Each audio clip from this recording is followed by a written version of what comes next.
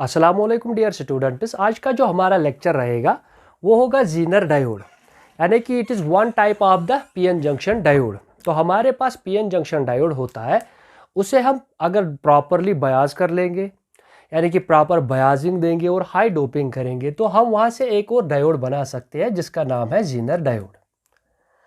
तो Zener diode होता क्या है? It is a special designed PN junction diode. तो हम इसे स्पेशली डिज़ाइन करते हैं, यानी कि फॉर दिस पर्पस कि एक पीएन जंक्शन डायोड होगा, उस पीएन जंक्शन डायोड को हम क्या करेंगे, उसे स्पेशली डिज़ाइन करेंगे किसी काम के लिए। यानी कि it is a specially designed PN junction diode that can operate in the reverse breakdown region.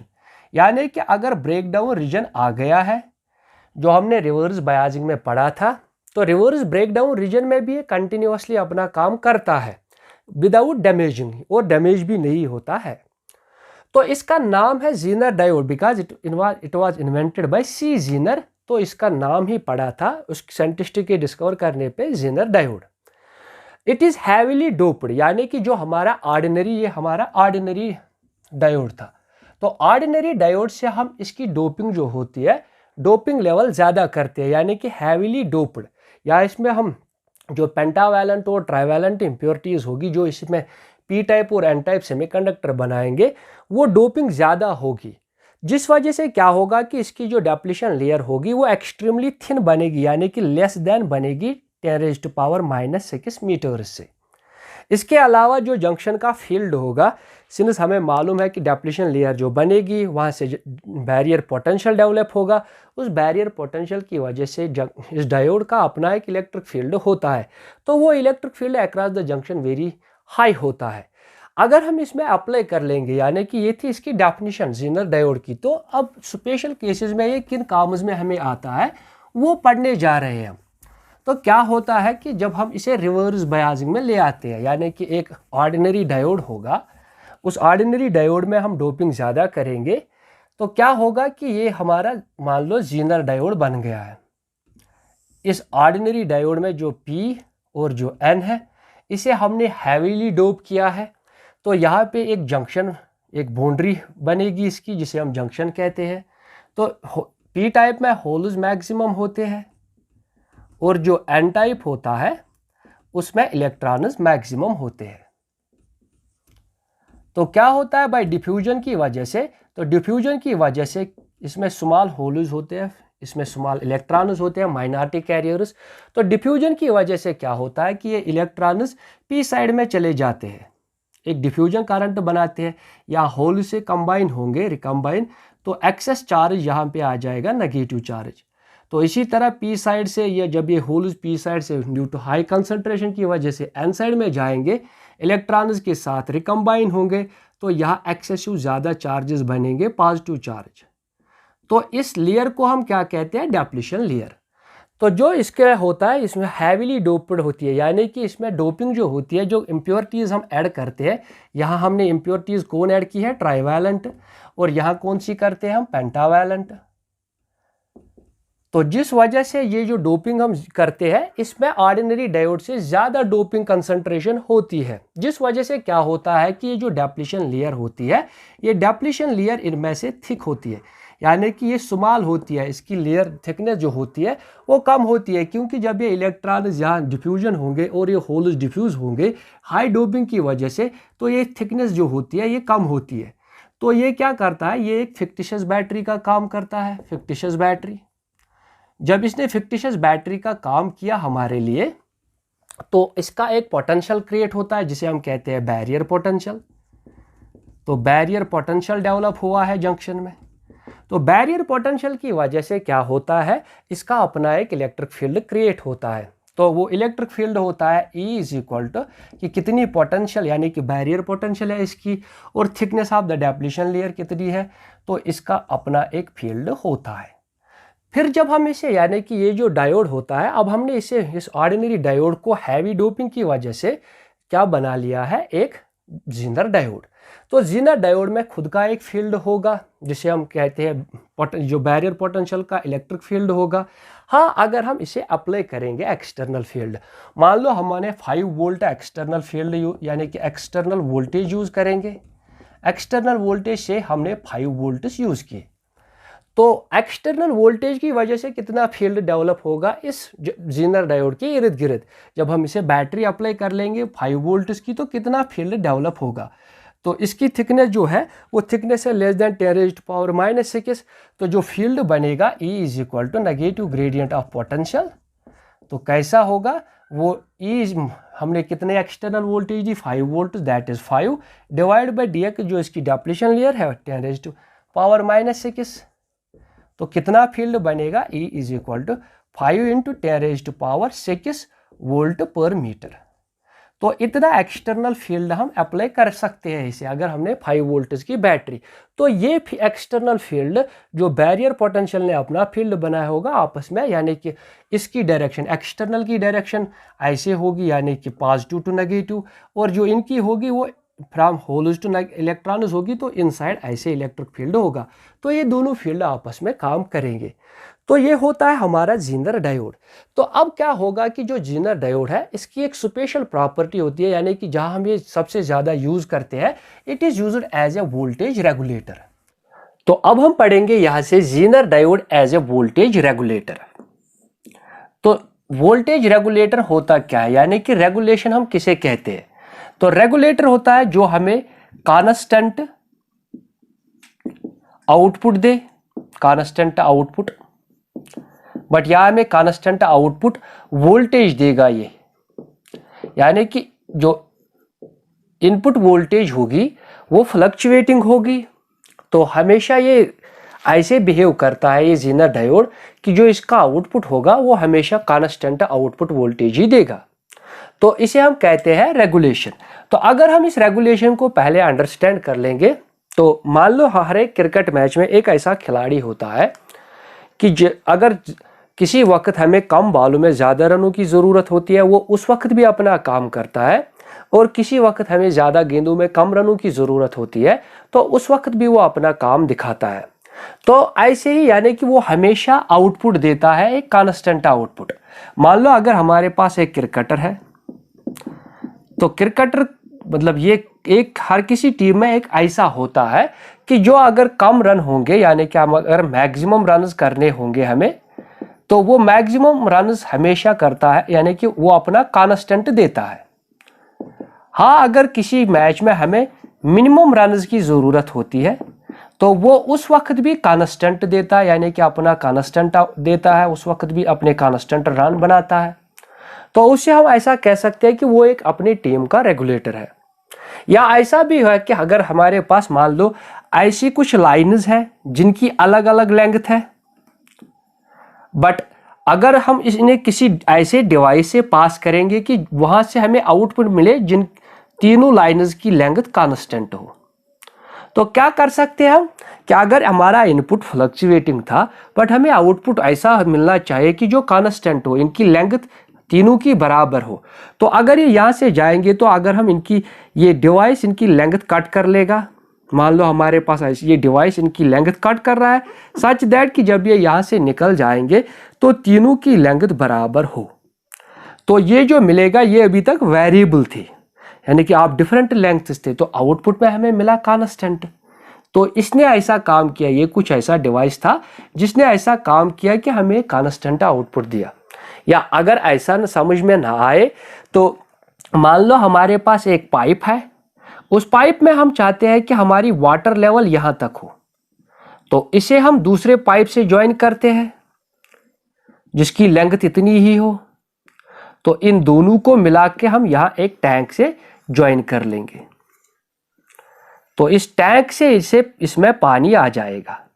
तो यहां से इसमें पानी आएगा, तो जब ये पानी ड्यू टू प्रेशर डिफरेंस की वजह से क्या होगा कि हम लेवल इतनी चाहते हैं कि जो पानी का लेवल इस पाइप में हो वो यहाँ तक हो जाए। तो यहाँ हम इसी लेंथ का यानी कि इसी हाइट की एक और पाइप बना लेते हैं। जब वाटर यहाँ से चला जाएगा तो पहले इस लेवल तक जाएगा और फिर यहाँ से इस लेवल तक। अगर यहाँ से पानी ज़्यादा आ गया तो इस लेवल से ये ऊपर नहीं चला जाएगा, बल्कि इस लेवल से वाटर फ्लो होगा, यानी कि इस पाइप से वाटर फ्लो होना शुरू होगा, यहाँ तक इसकी लेवल इंक्रीज नहीं होगी। तो यहाँ से फिर हमें एक कांस्टेंट ही आउटपुट मिला। तो इन प्रोसेसेस को हम कहते हैं रेगुलेशन।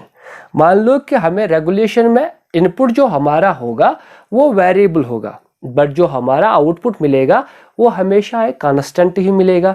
चाहे इस क्रिकेटर की बात करें जो मैक्सिमम रन्स में भी अपना कांस्टेंट देता है, मिनिमम रन्स में भी अपना कांस्टेंट देता है, तो ये क्रिकेटर किसका काम करेगा हमारे इस टॉपिक में, ये ज़ीनर डायोड का काम कर रहा है। तो ज़ीनर डायोड का काम यही होता है कि चाहे वोल्टेज जो इनपुट हो वो ज़्यादा हो बट आउटपुट वोल्टेज हमें कांस्टेंट ही मिलेगी ज़ीनर डायोड से। अगर इनपुट वोल्टेज कम हो तब भी ये आउटपुट कांस्टेंट ही देगा ज़ीनर डायोड। या ये ऐसा ये डिवाइस यहाँ पे ज़ीनर डायोड का काम करेगा, इनकी लेंथ चाहे ज़्यादा हो या अगर हम यहाँ से कुछ ऐसी लेंगे जिनकी हाइट कम हो तो ये इसे ऐसे एडअप कर लेगा, इनकी हाइट घटाएगा और इनकी इंक्रीज करेगा कि सच दैट यहाँ हमेशा हमें कांस्टेंट लेंथ ही मिलेगी। तो ये यहाँ पे काम करेगा ज़ीनर डायोड की। या ऐसे ही कि अगर इसमें पानी कम होगा तो तब भी यहाँ पर ये लेवल चला जाएगा, अगर पानी ज़्यादा हुआ तो ये बाहर निकल के आएगा तब भी लेवल सेम होगी। तो यहाँ पे ये ज़ीनर डायोड का काम करेगा।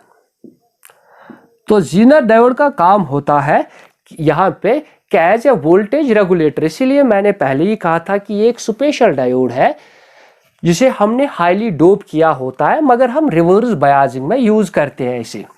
तो अगर हम इस वोल्टेज रेगुलेटर यानी कि जब ज़ीनर डायोड जो होता है वोल्टेज रेगुलेटर की डायग्राम बनाएंगे कि कैसे ये एज ए रेगुलेटर का काम करता है, वोल्टेज रेगुलेशन कैसे करता है। तो अगर हम डायग्राम बनाएंगे तो यहाँ से हम लेंगे इनपुट फ्लक्चुएटिंग वोल्टेज, यानी कि ये हमारी इनपुट हुई इनपुट, बट ये फ्लक्चुएटिंग है यानी कि वेरिएबल है वोल्टेज।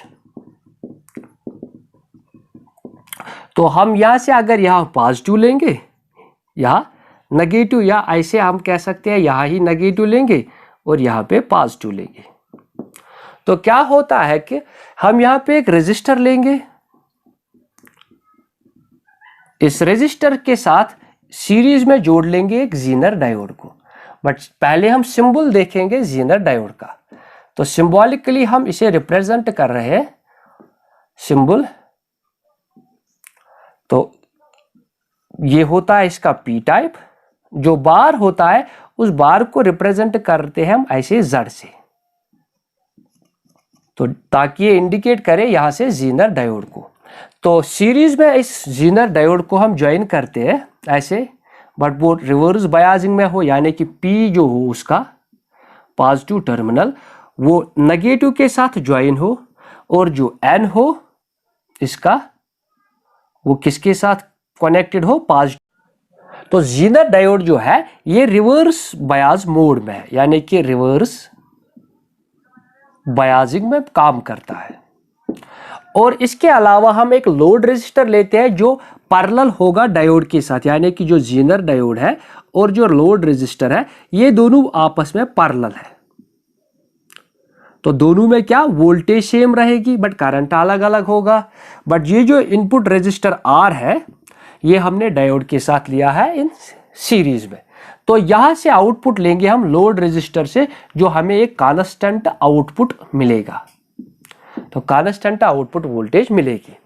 तो क्या होता है कि हमें मालूम है कि जब एक डायोड जो होता है, मान लो ये हमारा ज़ीनर डायोड है पी और एन, तो इस वक्त पी टर्मिनल यानी कि पी जो है पी टाइप, तो वो नेगेटिव टर्मिनल ऑफ बैटरी के साथ ज्वाइन है और जो एन है वो पॉजिटिव टर्मिनल ऑफ बैटरी के साथ ज्वाइन है, तो दैट इज रिवर्स बायसिंग। तो यहाँ पे क्या होते हैं, पी में ज्यादा होल्स होते हैं, तो क्या होता है कि यहाँ पे एन टाइप में इलेक्ट्रॉन्स ज़्यादा होते हैं और माइनॉरिटी कैरियर्स होल्स भी होते हैं। और यहाँ पे एक डिप्लीशन लेयर बनती है बाय डिफ्यूजन करंट, जिसमें इमोबाइल चार्ज कैरियर्स होंगे, तो डिप्लीशन लेयर बनती है। तो ये इन रिवर्स बायसिंग मोड में है। तो क्या होता है कि रिवर्स बायसिंग में हमने देखा था कि ये जो नेगेटिव इलेक्ट्रॉन्स यानी कि बैटरी के टर्मिनल से ये होल्स को अट्रैक्ट करेंगे और जो यहाँ से पॉजिटिव चार्जेस बैटरी के होंगे वो इलेक्ट्रॉन्स को अट्रैक्ट करेंगे, तो जिस वजह से डिप्लीशन लेयर इसमें बढ़ता जाएगा। डिप्लीशन लेयर की थिकनेस बढ़ेगी यानी कि डिप्लीशन लेयर, तो क्या होगी उसकी थिकनेस इंक्रीज होगी।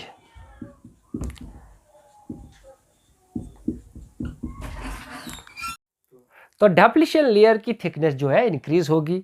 तो क्योंकि ये जो इलेक्ट्रॉन यहाँ से ये इनको खींच के आएगा, ये नेगेटिव टर्मिनल ऑफ बैटरी की चार्ज जो है वो पॉजिटिव होल्स को खींच लेगा। तो डिप्लीशन लेयर जो होती है उसकी थिकनेस इंक्रीज होती है।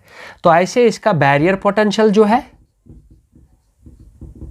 तो बैरियर पोटेंशियल भी इंक्रीज होगा।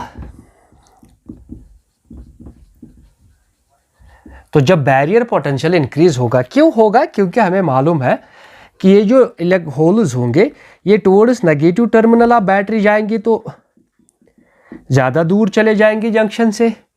इलेक्ट्रॉन्स टुवर्ड्स पॉजिटिव टर्मिनल जाएंगे तो जंक्शन बहुत दूर चला जाएगा। तो डिप्लीशन लेयर की थिकनेस क्या है? इंक्रीज होगी।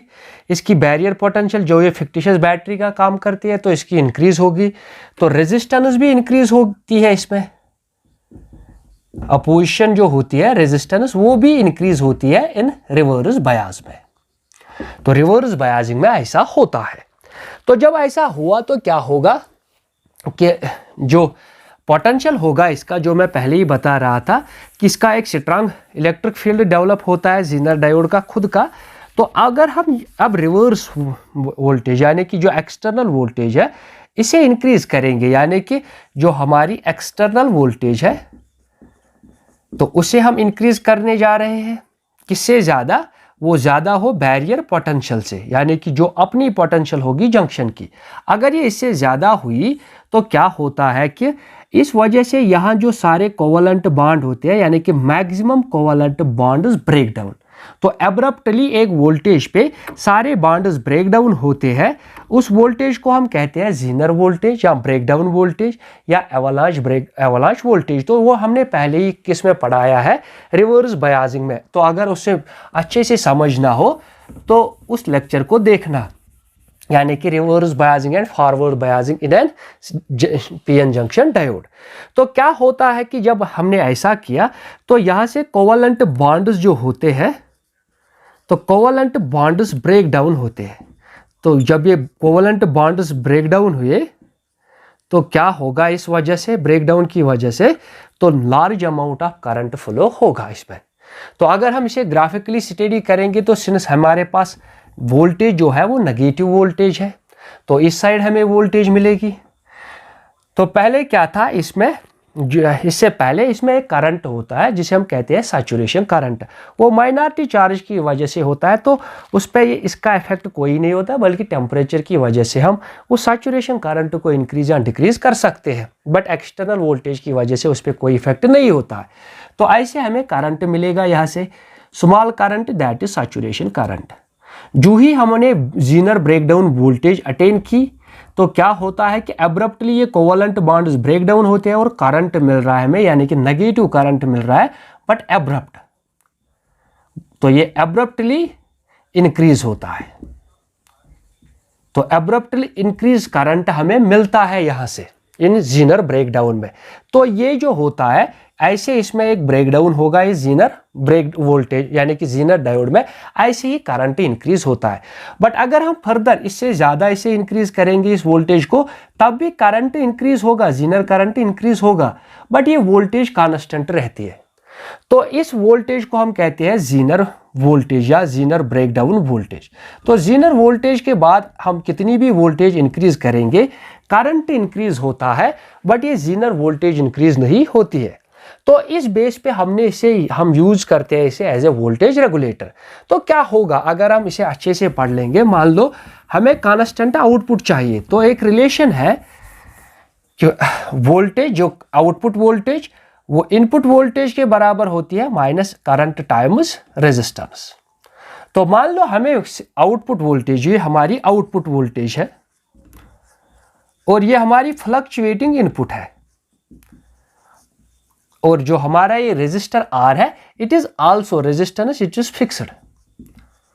तो आउटपुट हमेशा हमें फिक्स्ड मिलना चाहिए, हमारा रेजिस्टर फिक्स्ड है बट इनपुट वेरी हो रहा है तो करंट भी वेरी होगा। तो तब जाके कैसे ये ज़ीनर डायोड एक्ट करता है खुद को एज ए वोल्टेज रेगुलेटर। मान लो हमारे पास 100 आउटपुट आना चाहिए, 100 वोल्ट आउटपुट होना चाहिए, बट हमारे पास है इनपुट अभी 200। तो क्या होगा कि करंट इंक्रीज होगा। और अगर जो हमारा आर है, लेट आर इज 10 ओम्स, हमारा जो R है वो 10 ओम्स है। तो क्या होगा यहाँ पे 10 इनटू आउटपुट कितना चाहिए हमें, सिर्फ 100, बट इनपुट हमारा जो हमारी वोल्टेज है वो 200 वोल्ट्स है। तो करंट यहाँ से कितना होगा 10 एम्पियर्स। तो तब जाके 200 minus 100 which is again 100। Now अगर हम फिर से इसे यानी कि इनपुट वोल्टेज को, अगर हमारी इनपुट वोल्टेज हुई 300, तो क्या होगा, ये रेजिस्टर जो फिर से 10 ही होगा, तो करंट इंक्रीज होगा, तो करंट हमारा 20 होगा, तो that is 300 minus 200 is again 100।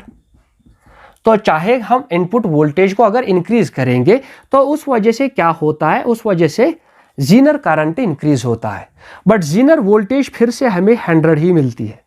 या अगर मान लो हमारे पास 100 है, जो हमने इनपुट वोल्टेज दिया है 100 है, आउटपुट भी 100 ही आना चाहिए, तो क्या होगा, रेजिस्टेंस फिर से 10 ही है, बट जो करंट होगा वो 0 एम्पियर होगा, तो फिर से तब जाके मिलेगा हमें 100। तो क्या होता है कि अगर हमारी इनपुट वोल्टेज चाहे हम इसे इंक्रीज कर रहे हैं या चाहे हम इसे डिक्रीज कर रहे हैं, तो करंट इंक्रीज होता है, करंट डिक्रीज होता है, बट जो हमारा आउटपुट हमेशा मिलेगा वो हमेशा कांस्टेंट ही मिलना चाहिए। तो ऐसे ये काम करता है। तो क्या होगा इसमें, तो ऐसा होता है कि नंबर फर्स्ट अगर हम देख लेंगे, क्या मान लो हमने ऐसा किया, if we increase the external voltage, यानी कि जो हमारी एक्सटर्नल बैटरी की वोल्टेज है वी अगर हम इसे इंक्रीज कर रहे हैं, तो पहले कुछ करंट नहीं होगा क्योंकि सारे कोवलेंट बॉन्ड सेफ होंगे। जब हम इस V को ग्रेटर देन बनाएंगे, ग्रेटर देन बैरियर यानी कि जीनर वोल्टेज से ज्यादा बना देंगे VZ, तो जब हमने इसे इससे ज्यादा इंक्रीज किया तो क्या होगा, यानी कि बियॉन्ड दिस, तो करंट इंक्रीज होगा, तो करंट इंक्रीजेस।